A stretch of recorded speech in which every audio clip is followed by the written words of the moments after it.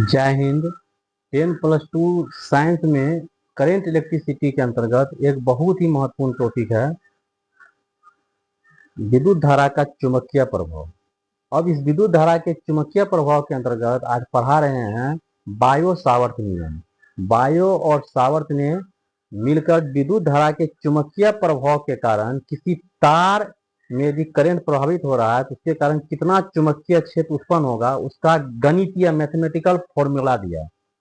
ये विद्युत धारा का चुंबकीय प्रभाव से संबंधित फॉर्मूला बायो और सावर्त ने दिया था।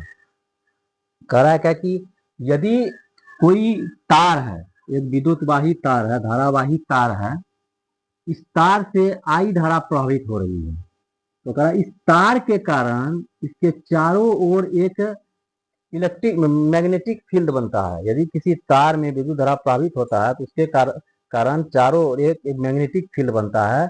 इस मैग्नेटिक फील्ड का मान ज्ञात करना। मान लेते हैं इस तार के एक छोटे से अल्पांश को पहले ले लेते हैं। इस तार का एक छोटा सा अल्पांश dl लिए जिससे r दूरी पर यहाँ p पर मैग्नेटिक फील्ड db बन रहा है और ये अल्पांश से इस तार की जो फील्ड है इसकी दूरी और इस अल्पांश के साथ जो है जो थीटा कोण यहाँ बन रहा है। ये डीबी जो निकल रहा है मान आया है मैग्नेटिक फील्ड का, इसका मान निकालना है कि यह किन किन बातों पर निर्भर करता है।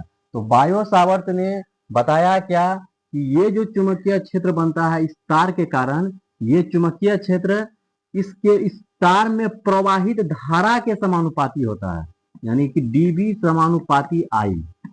जितना ज्यादा करंट जाएगा उतना बड़ा या उतना शक्तिशाली चुंबकीय क्षेत्र यह बनेगा। यह पहला नियम बताया। फिर बताया क्या कि जितना दूर तक यह तार है धारावाही तार, उतना दूर तक जो है मैग्नेटिक फील्ड बनेगा। तो यह मैग्नेटिक फील्ड जो है इस अल्पांश के लंबाई के भी समानुपाती होता है, यानी कि dB समानुपाती dl। ये समीकरण 2 हो गया। अल्पांश के लंबाई के भी समानुपाती होता है, जितना दूर तक तार है उतना दूर तक यह क्षेत्र बनेगा। और फिर बताया कि ये जो मैग्नेटिक फील्ड बनता है यह इस बिंदु से ए बिंदु से P के बीच की दूरी तथा इस अल्पांश के बीच जो कोण बन रहा है उसके साइन थीटा के व्युत्क्रमानुपाती समानुपाती होता है, dB समानुपाती साइन थीटा। और तीसरा बताया कि इस अल्पांश से जैसे जैसे हम दूरी बढ़ाते जाएंगे, यानी कि धारावाही तार से जैसे जैसे दूर जाते जाएंगे वैसे वैसे मैग्नेटिक फील्ड का मान कम होता जाएगा, यानी कि यह जो मैग्नेटिक फील्ड है इस तार के दूरी के वर्ग के व्युत्क्रमानुपाती होता है 1/r²।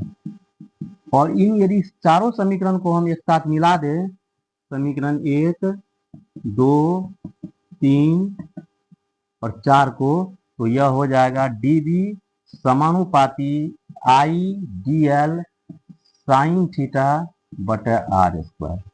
और इस dB बराबर ये जब समानुपाती का चिन्ह हटाते हैं तो एक स्थिरांक आ जाता है k into I dl sine theta by r²। और इस k स्थिरांक जो आया है इसका मान होता है k बराबर μ0/4π। इस k का मान होता है μ0/4π। इस मान को इस समीकरण में यहाँ पे रखना पड़ेगा। इसका मान को समीकरण में रखते हैं तो जो k का मान निकला था उसको इस समीकरण में जब रखेंगे, विद्युत क्षेत्र का जो चुंबकीय क्षेत्र का समीकरण आया I k बराबर dB बराबर k I dl sine theta by r²। तो k का मान बोले μ0/4π, यहाँ रख देंगे I dl sine theta by r²। यह किसी तार में विद्युत धारा के कारण उत्पन्न चुंबकीय क्षेत्र का मैथमेटिकल फॉर्मूला है जो बायो और सावर्त ने दिया। ये ऑस्टेड ने बताया था कि तार के कारण किसी धारावाही तार के कारण उसके चारों ओर चुंबकीय क्षेत्र बनता है प्रयोग करके, और बायो और सावर्त ने उसका फॉर्मूला ये दिया कि ये होता फॉर्मूला हुआ। इसमें क्या देखे तो प्रवाहित धारा जितना ज्यादा रहेगा उतना बड़ा उतना मजबूत चुंबकीय क्षेत्र बनेगा।